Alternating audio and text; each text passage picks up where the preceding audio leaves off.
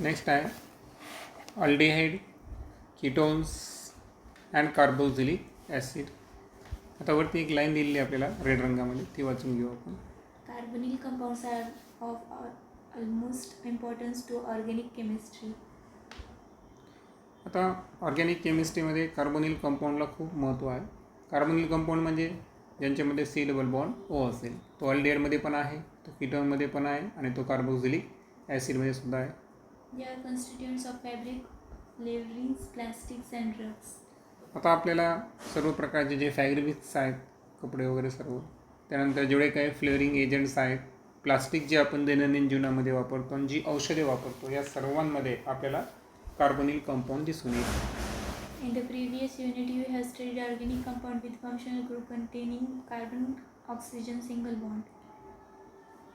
आता या अगोदरच्या युनिटमध्ये आपण कार्बन आणि ऑक्सिजन यांचा कोणता बॉन्ड पाहिला आतापर्यंत? फक्त सिंगल बॉन्ड पाहिला, जसं COH अल्कोहोल घेतला आपण.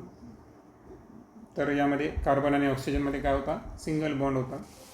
In this unit, we will study about the organic compounds containing carbon-oxygen double bond called carbonyl group, which is one of the most important functional group in organic chemistry. आणि या चॅप्टरमध्ये आपण organic केमिस्ट्रीमधला जो खूप महत्त्वाचा functional group आहे C double bond O, अर्थातच carbonyl ग्रुपचा अभ्यास करणार आहोत. In aldehydes, the carbonyl group is bonded to a carbon and hydrogen, while in ketone it is bonded to two carbon atoms. आता अल्डिहाइडमध्ये जर पाहिलं आपण तर जो कार्बोनिल ग्रुप आहे तर हा कशाला अटॅच आहे बरं? Bond to a carbon and hydrogen. कारण जर आपण CHO आपण जसं की आपण अल्किल अल्डिहाइड घेतलं तर तुम्हाला माहिती आहे की R घेणार आपण आणि कार्बनला डबल बॉन्ड O अटॅच करायचा आणि दुसऱ्या साईडला कोण आहे या ठिकाणी? H आहे. मग आता हा इकडे कार्बनची लॉंगेस्ट चेन म्हणजे इथं कार्बन प्रेझेंट आहे, म्हणजे कार्बोनिल कार्बन एकीकडं कार्बनला अटॅच आहे आणि दुसरीकडं कशाला अटॅच आहे? हायड्रोजनला अटॅच आहे. हे कोणामध्ये पॉसिबल आहे? अल्डिहाइड्समध्ये. हे कशामध्ये आहे? अल्डिहाइड्स. ओके. आणि पुढे कीटोन्समध्ये जर पाहिलं आपण तर कीटोन्समध्ये काय झालं की कार्बोनिल कार्बन जो आहे हा दोन कार्बन ॲटमला प्रेझेंट आहे. कारण समजा इकडे पण कार्बनची लॉंगेस्ट चेन आणि दुसरीकडे पण कार्बनची लॉंगेस्ट चेन, बरोबर. मग दोन्ही साईडला कार्बोनिल कार्बन हा कार्बनला अटॅच आहे. कशामध्ये? कीटोनमध्ये, बरोबर. आणि अल्डिहाइडमध्ये जर पाहिलं आपण तर अल्डिहाइडमध्ये काय झालं की एका साईडला कार्बनची लॉंगेस्ट चेन आहे पण दुसरीकडं काय असणार या ठिकाणी? हायड्रोजन असणार. ओके. हे फरक दोघांमध्ये आहे.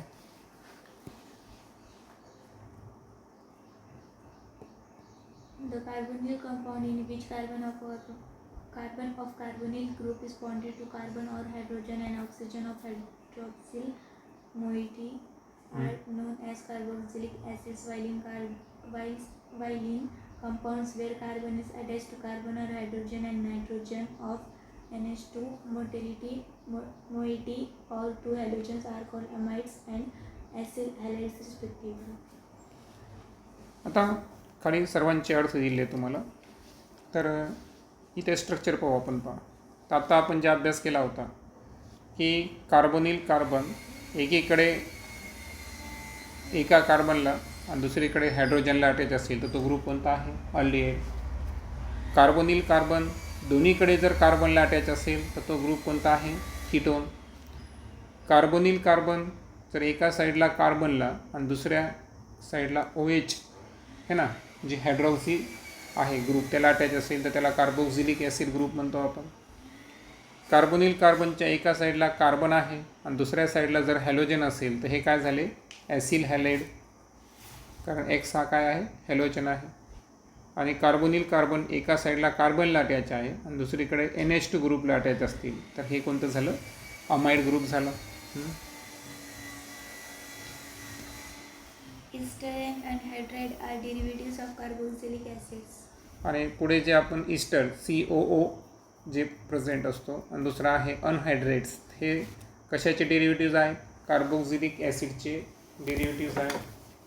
The general formula of these classes of compounds are given below. त्यानंतर आता ईस्टर आणि अनहायड्रेट संदर्भात आपण डिस्कस करू. आता ईस्टरमध्ये काय झालं बरं की सांगितल्याप्रमाणे कार्बोनिल कार्बन एका साईडला Rला अटॅच आहे आर म्हणजेच कार्बनला अटॅच आहे.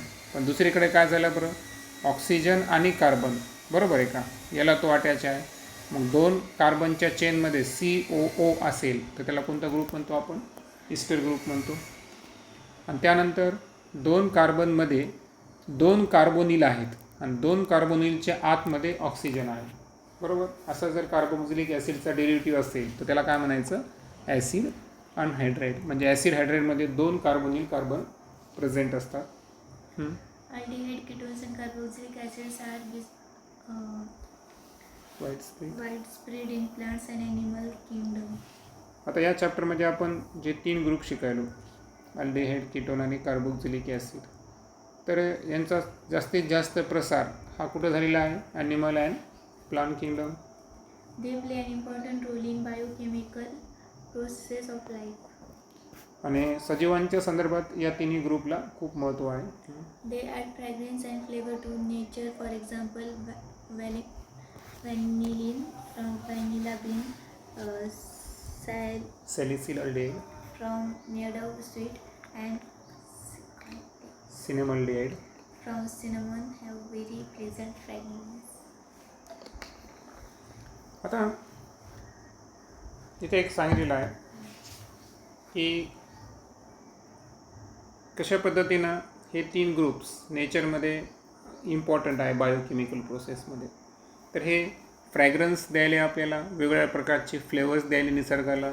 आणि याचं उदाहरण जर पाहिलं आपण तर जे व्हॅनिला बीन्स आहे, तर या प्लांटपासून आपल्याला कोणतं फ्लेवर मिळतं, फ्रॅग्रन्स, व्हॅनिलिन. त्यानंतर जे मिडो स्वीट आहे, तर यापासून आपल्याला जो फ्रॅग्रन्स भेटतो तो कोणता आहे, सॅलिसल्डिहाइड. आणि जे सिनेमॉन नावाचं प्लांट आहे तर त्यापासून आपल्याला काय मिळतं, सिनेमल्डिहाइड. अशा वेगळ्या प्रकारचे प्लेझंट असे फ्रॅग्रन्स हे आपल्याला प्रोव्हाइड केले गेले. आणि हे याच्यामागं अल्डिहाइड, कीटोन किंवा आता इथं नाव म्हणजे तुम्ही लक्षात आलं की 2 ठिकाणी इथं अल्डिहाइडच आहे, बरोबर. आता यांचे फॉर्म्युले पण तुम्हाला दिलेले आहेत. पण आता व्हॅनिलिन जर पाहिलं तुम्ही, आता हे मला तर वाटतं सर्वांमध्ये अल्डिहाइडच ग्रुप आहे, काही अडचण नाही. आता व्हॅनिलिनचं स्ट्रक्चर जर पाहिलं आपण तर यामध्ये काय प्रेझेंट आहे बरं, एक बेंझिनच्या रिंगला काय अल्डिहाइड CH ग्रुप प्रेझेंट आहे. त्यानंतर OH अल्कोहोलिक ग्रुप प्रेझेंट आहे आणि OCH3 मिथॉक्सी ग्रुप प्रेझेंट आहे, बरोबर आहे का. सो हे 3 जर अटॅच असतील त्याला काय म्हणायचं, व्हॅनिलिन, करेक्ट. त्यानंतर या दुसऱ्या फ्रॅग्रन्सबद्दल बोललो आपण, ते आहे सॅलिसल्डिहाइड. आता सॅलिसल्डिहाइड यामध्ये 1 नंबरला CHO आणि 2 नंबरला काय प्रेझेंट आहे, हायड्रॉक्सी OH ग्रुप प्रेझेंट आहे, तर त्याला म्हणायचं सॅलिसल्डिहाइड. आणि तिसरं जे एक्झाम्पल पाहिलं आपण, सिनेमल्डिहाइड. आता सिनेमल्डिहाइडमध्ये जर पाहिलं आपण तर बेंझिनच्या रिंगला काय अटॅच आहे, CH डबल बॉन्ड CH आणि फर्दर अल्डिहाइड अटॅच आहे CHO. ओके, तर हा झाला सिनेमल्डिहाइडचा formula. They are used in many food products and pharmaceuticals to add flavors. आता हे जे आपण फ्रॅग्रन्स पाहिले, तर यांचा जास्तीत जास्त वापर हे फूड प्रोडक्ट्स आणि फार्मास्युटिकल म्हणजे जे औषधी वगैरे असतात, तर त्यांच्यामध्ये फ्लेवर ॲड करण्यासाठी. बरीच औषधी कडू असतात ना, त्याला फ्लेवर येण्यासाठी अशा पद्धतीचे प्रोडक्ट्स ॲड करतात. Some of these families are manufactured for use as solvents, that is acetone, and for preparing materials like adhesive, paints, resins, perfumes, plastic, fabrics, etc. आता या फॅमिलीमधले काही मेंबर्स असे आहेत की त्यांचं वापर आपण सॉल्वंटसाठी सुद्धा करतो. जसं की तुम्हाला माहिती आहे, एक कीटोन आहे ज्याचं नाव आहे ॲसिटोन, तो गुड सॉल्वंट आहे, बरोबर. त्यानंतर काही मटेरियल्स आहेत तर ते सुद्धा आपण हे या ग्रुपपासून तयार करू शकतो, कार्बोनिल कार्बनपासून. तर त्यामध्ये काही मटेरियल्स हे आता जे ग्ल्यू असतील, वेगळ्या प्रकारचे पेस्ट, फेविकॉल वगैरे जे आपण वापरतो, किंवा सिमेंट असतं जे काही बाइंड करण्यासाठी यूज केलं जातं, त्यांना काय म्हणायचं, ॲडेसिव्ज म्हणायचं. पेंट असतील, रेझिन, परफ्यूम, प्लास्टिक, फॅब्रिक्स, या सर्वांमध्ये आपण कार्बोनिल ग्रुप असणाऱ्या पदार्थांचा वापर करत असतो. आता आपण नॉमेनक्लेचरबद्दल बोलू. Aldehydes and ketones. Aldehyde and ketones are the simplest and most important carbonyl compound. आता पहिले जे दोन मेंबर्स आहेत आपले अल्डिहाइड्स आणि कीटोन्स, तर हे सिम्पलेस्ट आणि मोस्ट इम्पॉर्टंट असणारे कार्बोनिल कंपाऊंड्स आहेत. There are two systems and nomenclature of aldehyde and ketones. आता आपण सर्वात अगोदर कॉमन नेमबद्दल बोलू. Aldehydes and ketones are often called by their common names instead of IUPAC names. आता अल्डिहाइड आणि कीटोनचं वैशिष्ट्य आहे की त्यांच्या जे कॉमन नेम्स आहेत त्यांचा जास्त वापर केला जातो IUPACपेक्षा. The common name of most aldehydes are derived from the common names of the corresponding carboxylic acid by replacing the ending IC of acid with aldehyde. आता सर्व अल्डिहाइडची नावं हे कशापासून होतात की तो कोणत्या कार्बोक्झिलिक ॲसिडपासून तयार झालेला आहे. मग काय करायचं की ज्या कार्बोक्झिलिक ॲसिडपासून अल्डिहाइड तयार झालं आहे त्याचंच नाव वापरायचं. फक्त कार्बोक्झिलिक ॲसिडमध्ये शेवटी काय असतं, IC ऑफ ॲसिड असतं ना, तर त्याच्याऐवजी काय शब्द वापरायचा, aldehyde. At the same time, the name reflects the Latin or Greek term for the original source of the acid or aldehyde. मग आता याच्यामध्ये काय माहिती आहे का की यामध्ये काही लॅटिन किंवा ग्रीक टर्मसुद्धा त्या ठिकाणी यूज करायचा आहे. आणि त्याचा वापर करायसाठी कारण त्या ॲसिड आणि अल्डिहाइडचा काय कळायला पाहिजे, आपल्याला ओरिजिनल सोर्स कळायला पाहिजे. The location of the substituent in the carbon chain is indicated by Greek letter alpha, beta, gamma, delta, etc. मग आता यामध्ये आपण 4 प्रकारचे ग्रीक लेटर्स यूज करणार आहेत. The alpha carbon being the one directly linked to the aldehyde group. Beta carbon the next, and so on. मग आता यामध्ये अल्फा, बीटा, गॅमा हे कार्बन कसे ओळखायचे, तर त्यासाठी तुम्हाला बेस्ट एक्झाम्पल समोरचं राहील. बरोबर. आता समोरच्या एक्झाम्पलमध्ये जर पाहिलं आपण तर काय झालेलं आहे बरं की हा अल्डिहाइड ग्रुप आहे, त्याला अटॅच असणारा जो फर्स्ट कार्बन आहे म्हणजे IUPACमध्ये तो सेकंड आहे, पण सध्या आपण कॉमन नेमबद्दल बोलायलो. सो CHOला अटॅच असणारा जो फर्स्ट कार्बन आहे त्या कार्बनला कोणता कार्बन कन्सिडर करायचा, अल्फा. त्यानंतरचा जो कार्बन आहे तो असेल बीटा. त्यानंतर जो कार्बन असेल तो असेल गॅमा.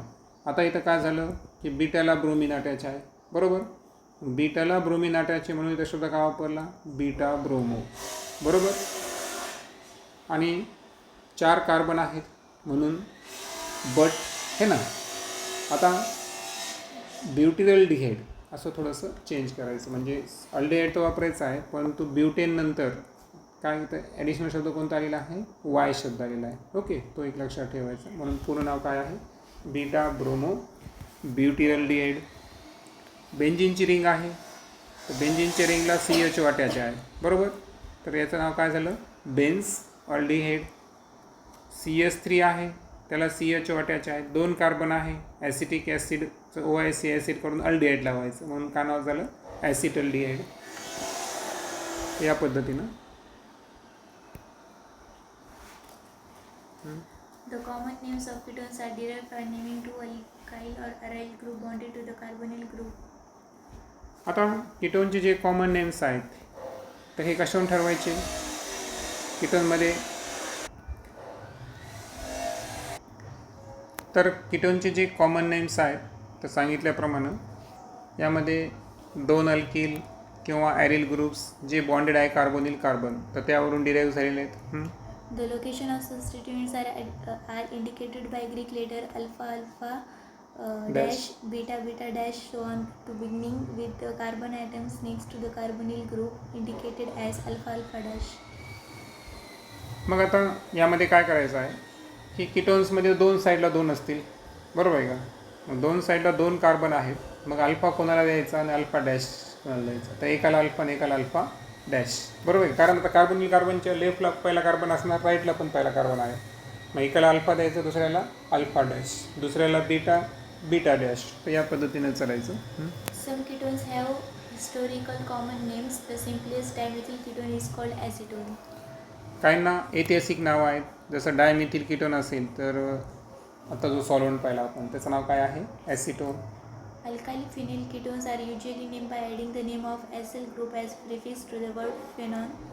For example, आणि जर अल्किल फिनल कीटोन असेल, म्हणजे एक अल्किल चेन आहे आणि एक बेंझिनची रिंग आहे, तर असे कीटोन जर असतील तर अशा वेळेस तुम्हाला काय करायचं की ॲसिल ग्रुप जे आहे त्याला नेमिंग करायची है ना.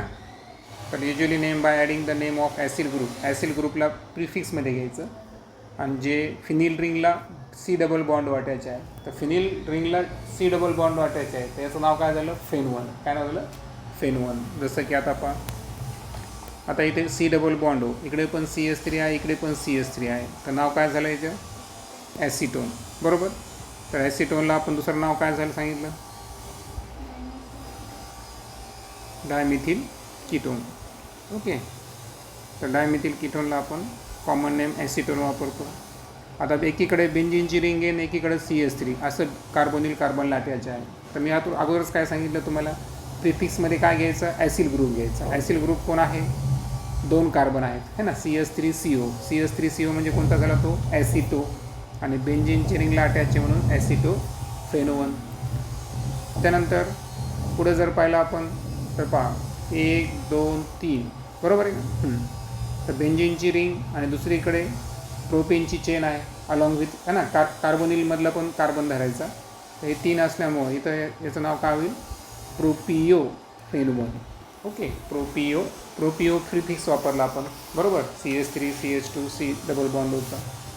आणि बेंझिनच्या 2 रिंग आहे, यामध्ये C डबल बॉन्ड आहे, तर एका बेंझिनला फेन 1 कन्सिडर करायचं आणि दुसऱ्याला बेन्झ म्हणून नाव काय होईल, बेन्झो फेन 1.